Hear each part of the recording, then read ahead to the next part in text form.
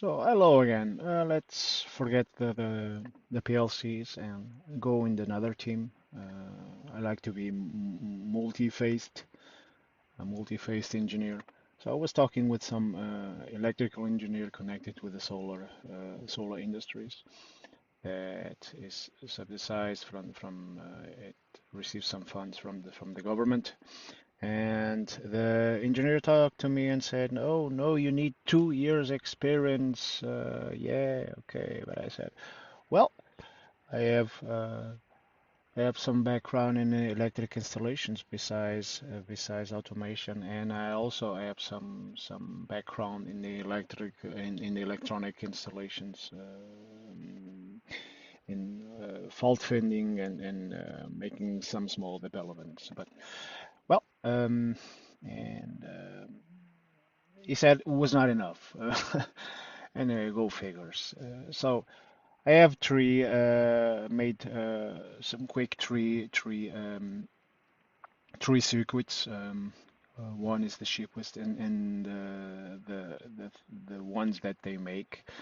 The second is fail-safe and can also be applied overall in Europe. And the third one is the premium one, is the expensive one. So let's go into it.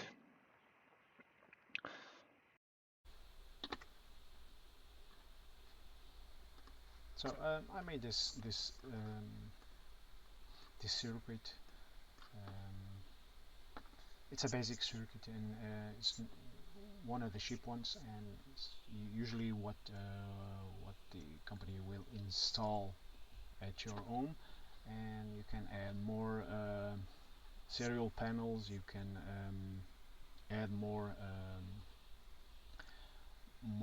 serial in parallel, yeah? And you can add more inverters. And well, this is the values I made up. You can take these values from the back side of the panels, and 580 watts. We have voltage in the maximal power delivering from closed circuit 43.3, and in the open circuit also. It's important, this value open circuit, because it's what you use to calculate the main voltage. And it's always also depends on the temperature. Usually the solar panels are more efficient with low temperature. They can deliver higher voltage. So um, let's do this. So I put this seven panels in serial, and this is usually used with a fused. Yeah, you calculate this. This value 13.3 is usually on the back side of the panel. I calculate this because I know how this works. Although I have not have such experience, but yeah, if you already made electrical installation projects, this is like I said, simple and straightforward. So this is the simple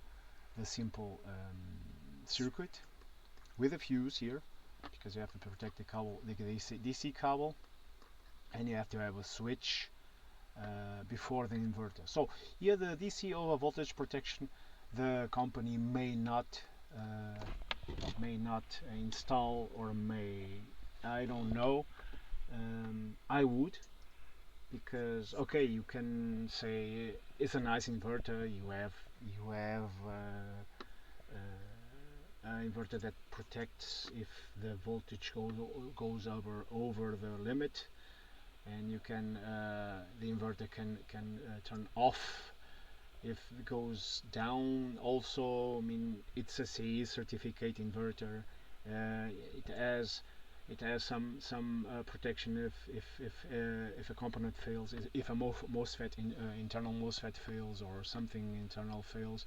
It has a switch off protection. So we in this case we trust completely the inverter. The inverter is as a certification, a CE certification for Europe. So we trust the, yeah. So a switch, an inverter, and of course from the inverter to the distribution panel, like in the normal electrical installations, you should not have more than 3% of voltage drop. Yeah, three phases and oh yeah, okay. So there is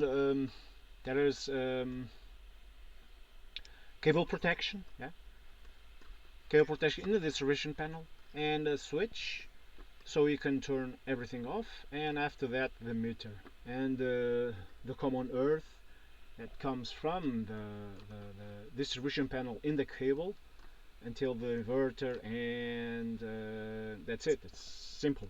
It's also cheap. It's um, most of the it's legal, and most of the companies will do this in the small ohms and small installations. So let's go to the safe version. So in early days them, we blame the god for when something went wrong. In this case, we cannot blame the weather. Yeah? If a lightning bolt strikes in the structure of the metallic structure from the solar panels, uh, it may create some damage to the panels itself, and that's why I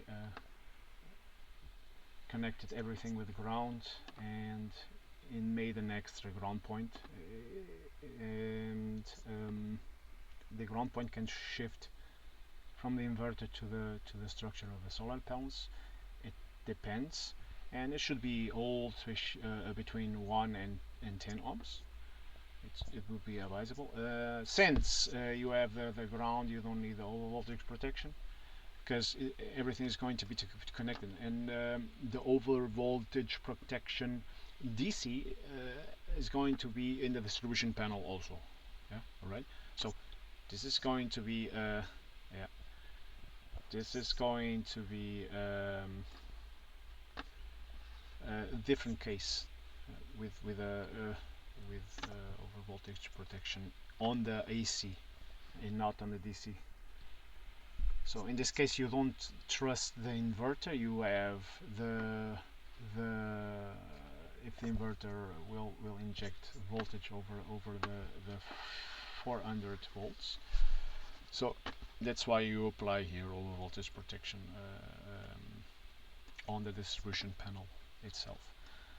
And it's a simple and straightforward, man. Cable protection switch exactly like the other ones, and into the meter.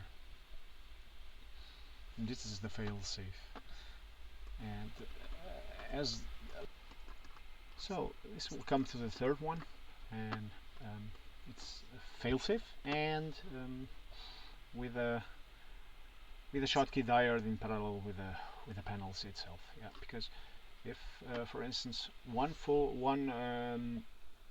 crazy bird takes a dump at your panel, and your panel does not goes off the line, all the others will go also off. I mean, they will not deliver the power. If one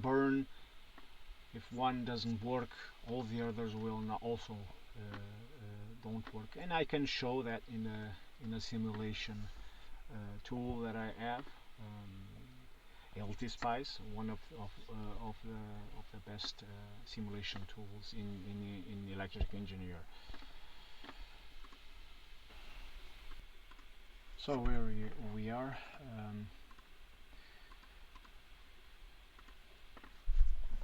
There are some voltage sources, the simulation from the panels. They are in series, and the Schottky diode also. So let's simulate a failure in one. So this is the simulation of everything works well. Let's simulate one. Let's go here and say here and say that this panel is broken. Usually it'll drop to 0 voltage and the internal resistance goes up. So let's simulate this, and the voltage would come out with 250 volts because one panel is down. So let's erase the lines here. Let me see.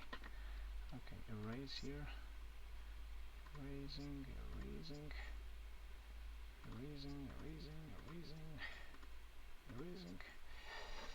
So let's connect these ones because no, let's leave this disconnected, and let's simulate now the chip without the Schottky diodes, and we'll got millivolts out of it. So the entire installation is don't deliver any current, any energy at all because of one failure of one panel. You see, so and that's why these diodes, these Schottky diodes, we can do it also with MOSFETs. MOSFETs have an internal even lower internal resistor, and you can do it with MOSFETs, and they are also better because they have already the case of the nice case of connecting with a heat dissipator also. Yeah.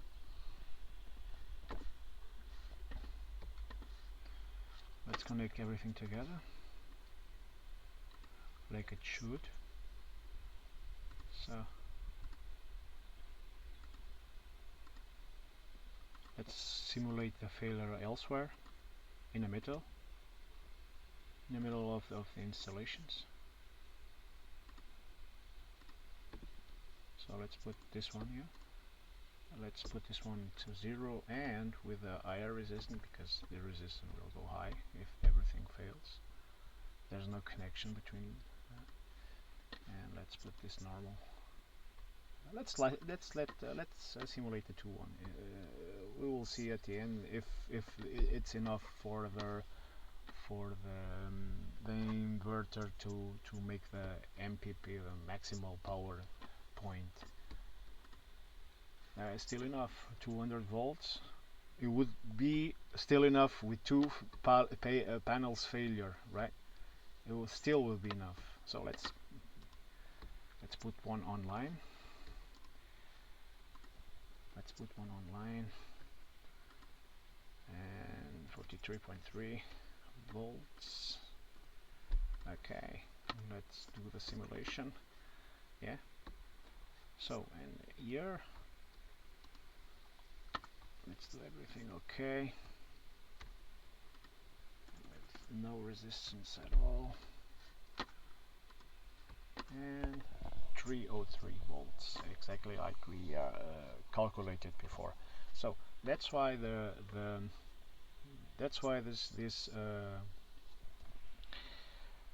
with the diodes, this solution with the diodes is the ideal, because the panels will decay with time, no? And sometimes we can see the change in color, and they burn inside, and you can search in internet for videos where the panels burn, because exactly like that. One gets failure and starting to degrading, and everyone are delivering the power, so the panel will degrade quicker and quicker. So, and that's it. Simple calculations with simulation tools. I wouldn't trust every engineer if they then add such kind of tools like this software. And I think that's all for the solar for the solar dudes.